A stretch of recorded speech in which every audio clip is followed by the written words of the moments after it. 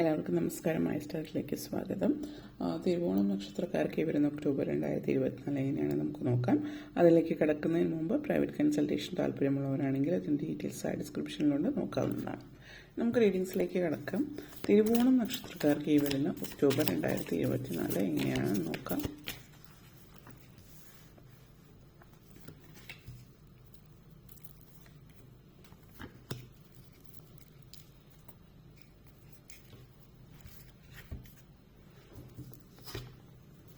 Lovers, Ten of Swords, Justice, Judgment, Two of Pentacles, Eight of Pentacles.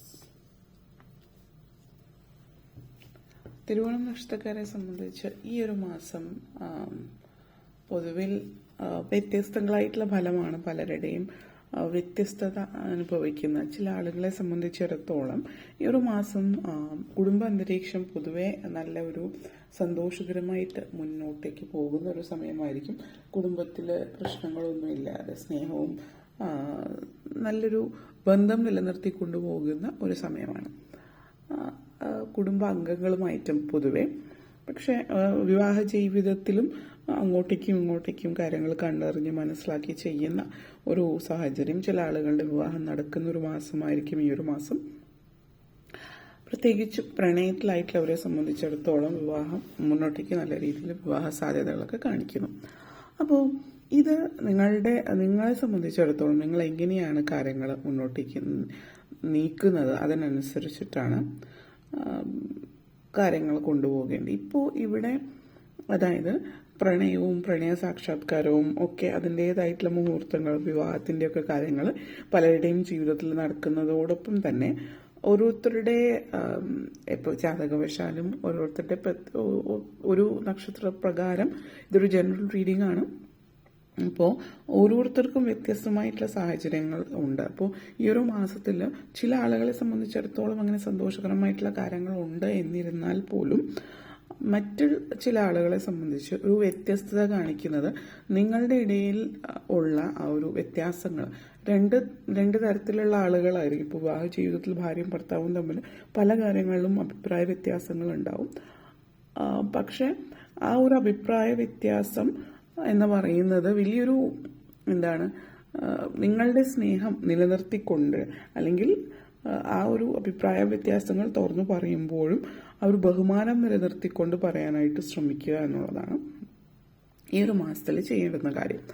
പിന്നെ പൊതുവേ അങ്ങനെ ഉള്ളവരെ സംബന്ധിച്ച് സ്നേഹം കാര്യങ്ങൾ നിലനിർത്തി കൊണ്ടുപോകുന്നുണ്ട്. എന്നിരുന്നാലും ചില ആളുകളെ സംബന്ധിച്ചിടത്തോളം ഒരു ഒറ്റപ്പെടൽ അനുഭവിക്കുന്ന ഒരു സാഹചര്യവുമുണ്ട്. അപ്പം ഇവിടെ എടുത്തു പറയാനുള്ള ഒരു കാര്യം, നിങ്ങളുടെ പങ്കാളി, ജീവിത പങ്കാളി, അതായത് ഭാര്യയും ഭർത്താവും തമ്മിലുള്ള ബന്ധത്തിൽ മറ്റൊരാളുടെ ഇടപെടൽ, മൂന്നാമതൊരാളുടെ ഇടപെടൽ, ആവശ്യത്തിൽ കൂടുതൽ ഉള്ള ഇടപെടൽ അനുവദിച്ചു കൊടുക്കാതിരിക്കുക. അത് നിങ്ങളുടെ പാരൻസ് ആണെങ്കിലും ആരാണെങ്കിലും. ഇപ്പോൾ ചില ആളുകളുടെ അടുത്ത് ചില സിറ്റുവേഷനിൽ ചോദിക്കുമ്പോൾ ചില ആളുകൾ പറയുന്ന ഒരു കാര്യം, അവർക്ക് അവരുടെ പാരൻസ് അല്ലെങ്കിൽ അമ്മ, അച്ഛൻ, പ്രത്യേകിച്ച് അമ്മ കഴിഞ്ഞിട്ടുള്ളൂ ബാക്കിയുള്ളവർ, അവർ പറയുന്നതാണ് എന്നാൽ അമ്മയാണ് ജന്മം നൽകിയത് അല്ലെങ്കിൽ അമ്മയാണ് ഏറ്റവും വലുത്. നമ്മൾ പൊതുവെ പറയാറുള്ളൊരു കാര്യം തന്നെയാണ്. അപ്പോൾ അതോടൊപ്പം ചില ആളുകൾ പറയുന്ന ഒരു കാര്യത്തിൽ നമ്മൾ പറയാറുണ്ട്, ഭാര്യ എത്ര വേണമെങ്കിലും കിട്ടും, അമ്മ ഒന്നേ ഉള്ളൂ എന്നുള്ളത്.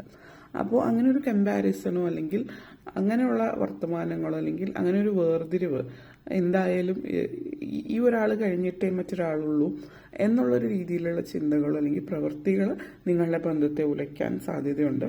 കാരണം ഇവിടെ നിങ്ങളുടെ ജീവിത പങ്കാളിയേക്കാൾ കൂടുതൽ നിങ്ങൾ മറ്റൊരാളുടെ അഭിപ്രായത്തിനോ അല്ലെങ്കിൽ മറ്റൊരാൾക്ക് പ്രാധാന്യം കൊടുക്കുന്നു എന്നിരിക്കെ ഇതുവരെയുള്ള ജീവിതത്തിൽ പ്രശ്നങ്ങളൊന്നും ഉണ്ടായിട്ടുണ്ടാവില്ല. പക്ഷേ ഇനി അങ്ങോട്ടേക്ക് അല്ലെങ്കിൽ പ്രത്യേകിച്ച് ഈ ഒരു മാസത്തിൽ ഓരോരുത്തരുടെ സ്വതന്ത്ര ചിന്തകൾക്ക് പ്രാധാന്യം വരുന്ന സമയമാണ്.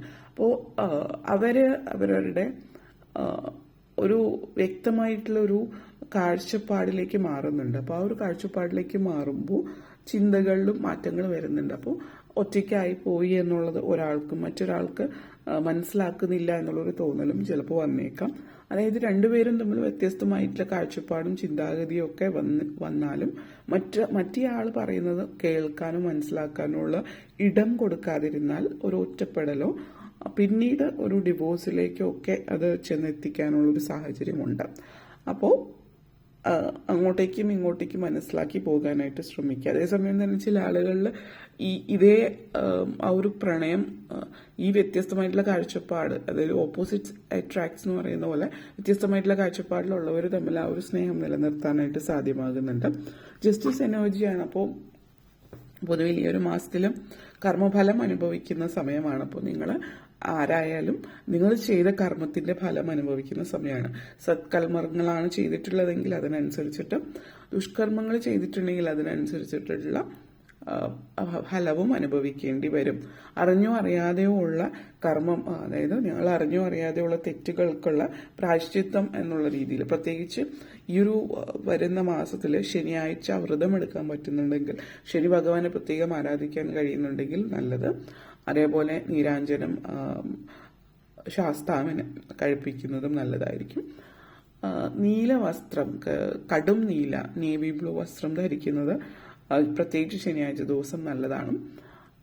ഒരു പരിധി വരെയുള്ള നിങ്ങളറിയാതെ എന്തെങ്കിലും നിങ്ങളുടെ ഭാഗത്തുനിന്ന് തെറ്റുകുറ്റങ്ങൾ ഉണ്ടായിട്ടുണ്ടെങ്കിൽ അത് നിങ്ങളുടെ അനുഭവത്തിൽ വരാതിരിക്കാൻ വേണ്ടിയിട്ടുള്ള കാര്യങ്ങളാണ് ഉദ്ദേശിച്ചത്. പിന്നെ ഈ പറഞ്ഞ പോലെ കേസ് പ്രശ്നങ്ങളൊക്കെ ആയിട്ട് നിൽക്കുന്നവരാണ്, കുറച്ചധികം നാളുകളായിട്ട് കേസും കാര്യങ്ങളൊക്കെ നടക്കുന്നു, ഇതുവരെ ഒന്നും തീർപ്പായിട്ടില്ല എങ്കിൽ ഈ ഒരു മാസം അതിന്റെ കാര്യങ്ങളൊക്കെ തീർപ്പാവുന്നുണ്ട്. നിങ്ങളുടെ ഭാഗത്താണ് ശരിയെങ്കിൽ നിങ്ങളുടെ ഭാഗത്ത് അല്ലെങ്കിൽ നിങ്ങളുടെ ഫേവറിൽ വിധി വരുന്നതായിട്ട് കാണുന്നുണ്ട്. ചില ആളുകൾക്ക് ഡിവോഴ്സ് കേസൊക്കെ നടന്നുകൊണ്ടിരിക്കുന്നവർക്ക് അതിന്റെ കാര്യമൊക്കെ തീരുമാനമാവുന്നതിനുള്ള ഒരു സാഹചര്യവും ഈ ഒരു മാസത്തിൽ നിങ്ങളെ സംബന്ധിച്ചിടത്തോളം സൂചിപ്പിക്കുന്നുണ്ട്. അതേപോലെ ജഡ്ജ്മെന്റ് എനർജിയാണ്. പൊതുവെ നമ്മളെ കാഴ്ചപ്പാടിലൊരു മാറ്റം, മൊത്തത്തിൽ നിങ്ങളുടെ ജീവിത ശൈലിയിലും കാഴ്ചപ്പാടിലും ഒക്കെ മാറ്റം വരുന്ന ഒരു സമയമാണ് ഈ ഒരു മാസത്തിൽ.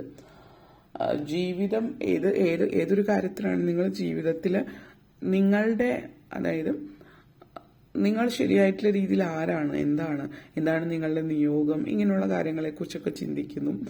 അല്ലെങ്കിൽ എന്താണ് ഈ ജീവിതത്തിന്റെ അർത്ഥം, അല്ലെങ്കിൽ കുറച്ച് സാഹിത്യപരമായിട്ട്, ഫിലോസഫിക്കലായിട്ട്, ആത്മീയമായിട്ടൊക്കെയുള്ള രീതിയിലേക്കൊക്കെ നിങ്ങളുടെ ചിന്ത വഴിതിരിച്ചു പോകുന്ന സാഹചര്യമാണ്.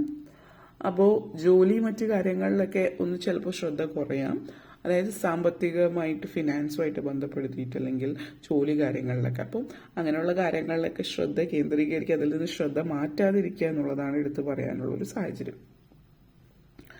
അപ്പോൾ ഒന്ന് ആ ഒരു എനർജി നിങ്ങളിലേക്ക് ഒരു വളരെ പോസിറ്റീവായിട്ടുള്ളൊരു എനർജിയിലേക്ക് കൊണ്ടെത്തിക്കാനായിട്ട് ശ്രമിക്കുക.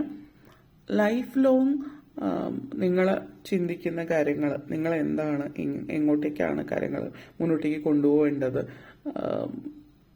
ചില തീരുമാനങ്ങൾ ലൈഫ് ലോങ് ഇങ്ങനെ ആയിരിക്കണം എന്നുള്ളൊരു തീരുമാനങ്ങൾ എടുക്കുന്ന സമയം കൂടിയിട്ടാണ്. അതേസമയം സാമ്പത്തികമായിട്ടുള്ള കാര്യങ്ങൾ വളരെ ഒരു ശ്രദ്ധയില്ല എന്നുള്ളത് പറഞ്ഞിട്ടുണ്ടായിരുന്നു. അപ്പോൾ സാമ്പത്തിക കാര്യങ്ങളിൽ ചില കാഴ്ചപ്പാടിൽ അതിലും മാറ്റങ്ങൾ വരുന്നുണ്ട്. അപ്പോൾ ചില ആളുകൾ ഈ ഒരു മാസം അവസാനത്തോടു കൂടിയിട്ട് നിങ്ങൾ ജോലി മാറുന്നുണ്ടാവും.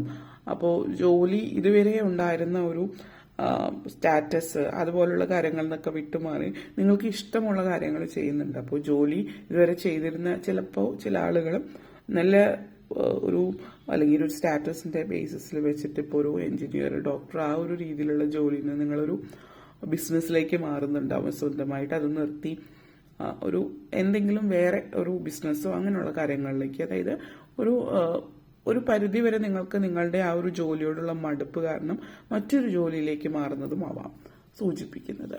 8 ഓഫ് പെന്റക്കിൾസ് എനർജിയാണ്. അപ്പോൾ ഒരു എക്സ്പീരിയൻസ്, അതായത് ഒരു എക്സ്പെരിമെന്റ് നടത്തുകയാണ് നിങ്ങൾ ജീവിതം കൊണ്ട് തന്നെ. അപ്പോൾ മാറ്റങ്ങൾ ജീവിതത്തിൽ വരുത്തേണ്ടുന്ന രീതിയിൽ നിങ്ങൾ ചിന്തിക്കുന്നുണ്ട്. അപ്പോൾ അതൊരു സാമ്പത്തികവും കരിയറുമായിട്ട് ബന്ധപ്പെടുത്തിയിട്ടുള്ള ഒരു കാഴ്ചപ്പാടിലും മാറ്റങ്ങൾ അവിടെ വരുത്തുന്നത്. അപ്പോൾ മൊത്തത്തിൽ ജീവിതം ഒരു വലിയൊരു മാറ്റമാണ്.